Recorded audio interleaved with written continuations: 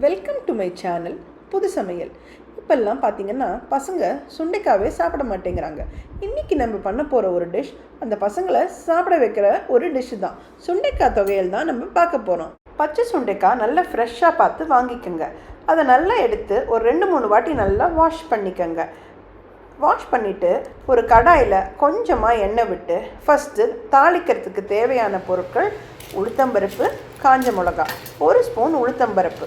இப்போ நான் எடுத்துருக்கிற அளவு சுண்டைக்காய்க்கு ஒரு 3-4 மிளகா போட்டுக்கலாம், காஞ்ச மிளகா. எண்ணெய் நல்லா காஞ்சதும் உளுத்தம்பருப்பை போட்டுக்கோங்க.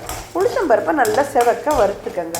நல்லா செவக்க வருந்ததும் நீங்கள் இந்த காஞ்ச மிளகாவை போட்டுக்கோங்க. அதுவும் நல்லா வறுத்ததும் அடுப்பை ஆஃப் பண்ணி வச்சுருங்க. இப்போ நம்ம நல்லெண்ணெயில் உளுத்தம்பருப்பையும் மிளகாவையும் வறுத்து எடுத்தாச்சு. அது தனியாக ஒரு சின்ன தட்டில் எடுத்து வச்சுக்கோங்க. கொஞ்சோண்டு புளியும் எடுத்து வச்சுக்கோங்க. அதே கடாயில் இன்னும் கொஞ்சம் ஒரு 1/4 ஸ்பூன் அளவு எண்ணெயை ஊற்றிட்டு நம்ம பச்சை சுண்டைக்காவை போட்டு நல்லா சிம்மில் வச்சு நல்லா வதக்கிக்கணுங்க. அது நல்லா வதங்கும்போது உங்களுக்கு கலர் மாறும், அதுதான் அடையாளம்.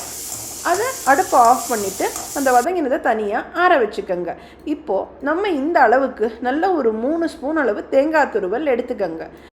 இப்போ நம்ம மிக்ஸி ஜாரில் முதல்ல கொஞ்சம் உளுத்தம்பருப்பு, அப்புறம் காஞ்ச மிளகா, அதுக்கப்புறம் தேங்காய் துருவல், அப்புறம் இந்த வதக்கி வச்ச பச்சை சுண்டைக்காய் எல்லாத்தையும் போட்டு தேவையான அளவு உப்பையும் போட்டு நல்லா கொரன்னு அரைச்சிக்கோங்க. கடைசியாக மீதி இருக்கிற உளுத்தம்பருப்பையும் போட்டுட்டு நல்லா கொரன்னு அரைச்சிக்கோங்க. இப்போது நம்ம புளியும் மறக்காமல் சேர்த்துக்கோங்க, ஏற்கனவே சொன்னேன். இப்போது நம்ம பச்சை சுண்டைக்காய் தொகையல் ரெடி. நீங்களும் ட்ரை பண்ணி பாருங்கள். சூடான சாதத்தில் 2 ஸ்பூன் நல்லெண்ணெயை ஊற்றி இந்த தொகையிலையும் போட்டு சாப்பிட்டு பாருங்கள், ரொம்ப சூப்பராக இருக்கும். இதை ட்ரை பண்ணி பார்த்துட்டு உங்கள் ஃபீட்பேக்கை கமெண்ட்ஸில் போடுங்க.